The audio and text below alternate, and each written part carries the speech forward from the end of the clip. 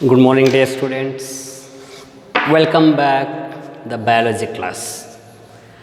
Today's biology class we discussed about the a very important examination corner question that is called as a recombinant DNA technology. Now we are coming our main point in the biotechnology. In this before classes, we discussed about the biotechnological tools. By using these tools, then we are going to form as a hybrid DNA. That hybrid DNA only call it is a recombinant DNA. Okay, let us we know about the recombinant DNA technology. And also, before started this one, in last class what we discussed? In last class we discussed about the remaining concept about the molecular enzymes like a DNA ligase, REN enzymes. After that we are going to taking the host cell. Which one we are using the host cells? That is called as a E. coli bacteria. That E. coli, Escherichia coli bacteria. Here it is used as a body, a host. Into that we are inserted our desired genes. After that we know that after getting the desired gene, then we can going to use in a multiple copies. That's in the large scale. In multiple copies in large scales we are using the bioreactors. Bioreactors, in that we are going to form a product what we required, what we going to take a desired concept. That product will be formed in a large vessel tank, those stainless steel tank, that is we call it is a bioreactors. In the bioreactors there are two types are there. One is that simple sparged bioreactor. Another one is that simple stirred bioreactor. Both reactors are almost all play same role as the production of the product what we required. What's that product? If suppose we required as a primary metabolites like ethanol, methanol, acetones, lysines or any other product, alcohol beverages products, or if we required as a antibiotics or vaccines, those product will be produced in the bioreactors only. Okay, so if you want to product in more number, large scale, then we are using these type of the bioreactors. These are useful for the production of the primary metabolites, antibiotics, vaccines. Like these several products we are going to produce by the transfer of genes through the recombinant DNA technology. In last class we are discussed up to the bioreactors. These are the nothing but tools of genetic engineering. Then come by taking those tools we start the process, that process of genetic engineering. Then come let us start what is the meaning of recombinant DNA technology. See the definition. The hybrid DNA formed by the union of desired DNA and plasmid DNA. The hybrid DNA is formed by the union of desired DNA and plasmid DNA. Just think about, dear students, this is we require it is a desired DNA. That desired DNA is also called as a desired gene. What we want? We want to produce as the antibiotics.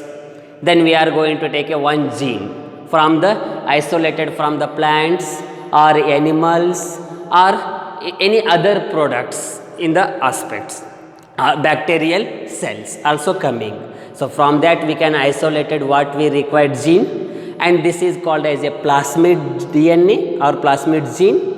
That is nothing but a vector, and both will go into union. Then we are going to form a what is that? That is called as a hybrid DNA. That hybrid DNA only called it is a recombinant DNA, and also it is called as a the other name chimeric DNA.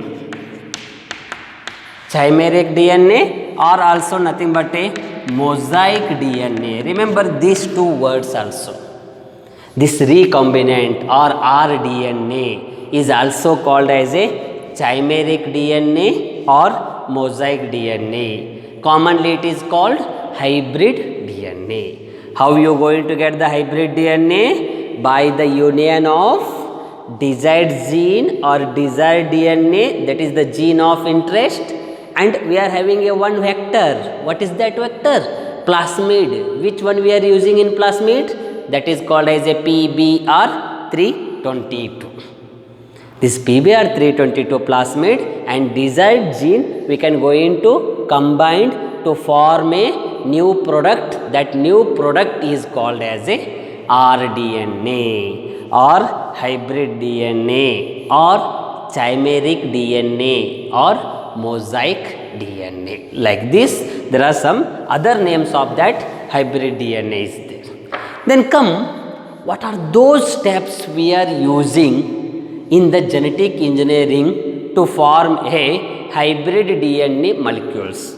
Dear students, must be remember, don't get confusing here. The recombinant DNA technology is also called as a genetic engineering or genetic surgery. Before class only I told you, genetic engineering, genetic surgery, or it's also called as a recombinant DNA. All will be same. If they are asked any question like that genetic or genetic surgery or recombinant, same tools you are going to use. Okay, then come there in this recombinant or genetic engineering processes, there are 7 steps are there to obtaining the new product. How many steps are there? 7 steps. So today's class we discuss the 3 steps. So remaining steps we can discuss in the next classes. Let us, what are those steps in that one? The first step is that isolation of genetic material. Second step is that cutting of DNA at specific location. Third step is that gel electrophoresis. Gel electrophoresis.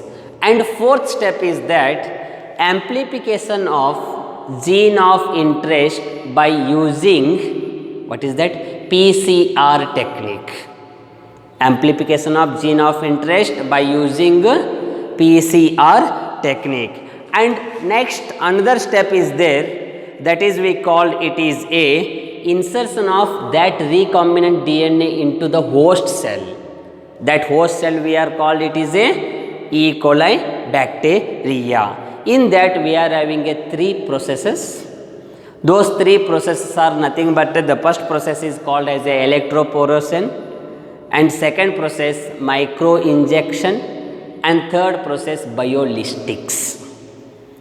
These 3 methods we are used to insertion of that recombinant hybrid DNA molecule into the host cell. What is that? Into the bacteria. And after that we are using the obtaining the that is foreign gene product. How we are going to take that foreign gene from the E. coli bacteria? Then from the E. coli bacteria we are going to get the gene product. So next step is that is the last step, that is we call it is a downstream processing. Downstream processing, it is used for the purification and marketing purposes we are going to use in this process. That is the last one. That is downstream processing. In that we are going to using that purification of genes by using the some trials are there, clinical trials are there for the drugs purposes. That is the final step. Then it will be released into the marketing for the purpose of commercial. Like this 7 steps are present in the recombinant DNA technology. What are those 7 steps, dear students? Once again you can remember here. The first step is that isolation of genetic material. Second step, cutting of genetic material by using the REN specific locations, that will be cutting of DNA at specific location by using the Rdna enzymes. And third step is that gel electrophoresis.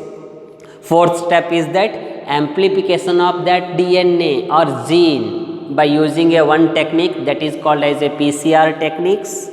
And fifth steps, that is we call it is a insertion of that DNA, hybrid DNA into the host cells. And next, sixth step is that obtaining the gene product of the genes. And seventh step is that downstream processing. Let us start. The first step, that is nothing but a isolation of genetic material. How we are isolated? Isolated meaning is that is called as a separation. Separate that DNA which is present in other organisms. We can separate it, that gene or DNA molecules. See, what is that? Isolate the DNA in pure form. That should be in the pure form. How it is? That should be free from other macromolecules like RNA, proteins, polysaccharides, lipids, etc. These are all coated with that gene or DNA that must be isolated in the form of pure. In the form of pure, because starting it becomes a impure form. Impure form means that will be coated with other microorganisms. Those other micromolecules or microorganisms are nothing but a RNA is that macromolecules, next proteins, next polysaccharides, next lipids are attached to that DNA or gene. We must be separated, we must be clean. Then we are going to get the pure DNA molecules. This is the first isolation concept. The next one is that it is carried out in bacterial cell. Where we are going to get that one? In bacterial cells, plants, animals, with the help of that's we are having the enzymes, molecular enzymes. Those are called as REN and ligase enzymes. Along with so many polymerase enzymes are there. Those enzymes are helpful for the carrying the gene from the plants, animals and bacteria. So, this is the second aspect. The next one is that the purified DNA molecule precipitated out after the addition of chilled ethanol. That chilled ethanol is also nothing but a absolute alcohol. By using the absolute alcohol, we are make it as a purified form, because it will be a precipitated nature, because it is mixing with the other organisms, other macromolecules. Then we must be get in the pure form by the adding of chilled ethanol. That ethanol will be added, then it becomes the purity. That's pure form. Then we are going to get a pure form of DNA or gene. This is the first step. What is that first step? Isolation of genetic material. Okay, how we are isolated? We are isolated, it is in the form of pure form, because it will be attached with the macromolecules. Then we are going to add the chilled ethanol. If you add the chilled ethanol, chilled means freezing condition, added means then it will be free. This is the first step, that is isolation of genetic material. Okay, how we are going to get that one isolated of genetic material? See, in the diagrammatical representation is going on. In the diagram we are discussed here, the first one we can take as a foreign DNA and second one is that plasmid DNA. I already told you, by the combination, by the union of foreign DNA, that is we call it is a desired DNA. That's we required, along with our vector. What is that vector? Plasmid. The combination of these two, then we are going to get the hybrid DNA molecules. Just think about here, this is the DNA, this is the plasmid PBr322, and cut this DNA with the help of an REN enzyme. That should be in the second point. That second point, what is that? Cutting of DNA at specific location. We are going to get the pure form of DNA. Already we are having a one RT-PCR, our plasmid is there. That should be a plasmid PBR322, and we required only one gene or DNA. That DNA should be in pure form. So that DNA already we get, then we going to start the cutting. That is, see what is that? The isolated purified DNA molecule is cut with the help of suitable enzymes. Those enzymes are called as a REN into segments with sticky ends. Dear students, in previous class we discussed about the concept on REN, restriction endonucleases. In that, the best example one is that EcoR1. Remember, EcoR1, it is the first endonuclease enzyme, and it will be cut exactly at the specific segments of the nucleotides in between. What is that? You must remember, GAATTC.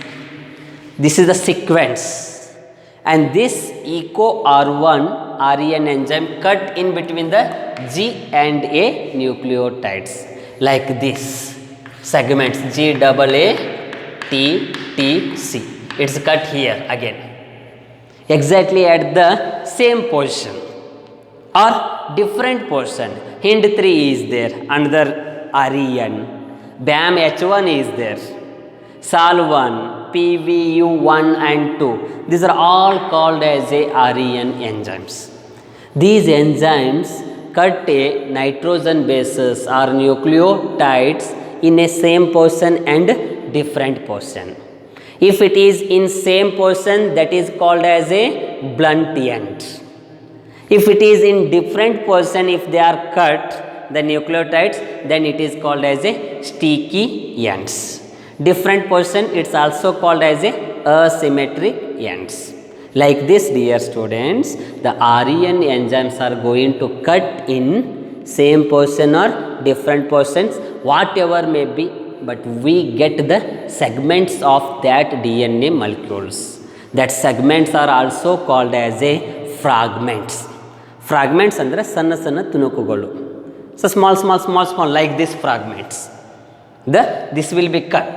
DNA will be cut at exactly same position or different position. But in this condition, they are cut at the different position. In why they are going to give the sticky ends. Sticky ends will be formed at the different positions. So if they are cut, so here the REN enzymes are cut the DNA molecules at the exactly specific locations. So this is the second step. Second step is very simple. There is the involvement of the which enzymes? REN enzymes, and they cut the DNA fragments, DNA molecules into the small fragments. Like that also same in the plasmid also. The plasmid, with the help of REN enzymes, they cut that plasmid also into the fragments. Okay. Then come next one. The next method is called as a step third, that is gel electrophoresis technique. Why we are using this gel electrophoresis techniques? Gel electrophoresis technique are used by the separation of the DNA fragments. Separation of DNA fragments by using the agarose gel. See, they are given statement here, gel electrophoresis technique. The cut DNA fragments are separated by gel electrophoresis technique by using the agarose gel. This is the liquid component which is extracted from the seaweeds. Almost all in the seaweeds we are going to extract these types of the agarose gel. Agarose gel will be extracted from the seaweeds. Using that agarose gel in the gel electrophoresis board, we are separated the DNA fragments. Why means when REN will be cut DNA fragments at the sticky ends, because it will be different portion, then those DNA fragments are not in the same length, same size. Some is become small, some is become large, like that. Because of that reasons, we are adding the agarose gel See here, the technique how is going on means, this is a gel electrophoresis board. It is having a large wells are there. These are called as a wells. Okay, in that they are going to adding the DNA fragments. Along with they are going to pour the which gel, that is agarose gel. Then these DNA fragments are getting separated like this. Some are almost all smaller particles are moving towards this is the negative electrodes and this is the positive electrodes.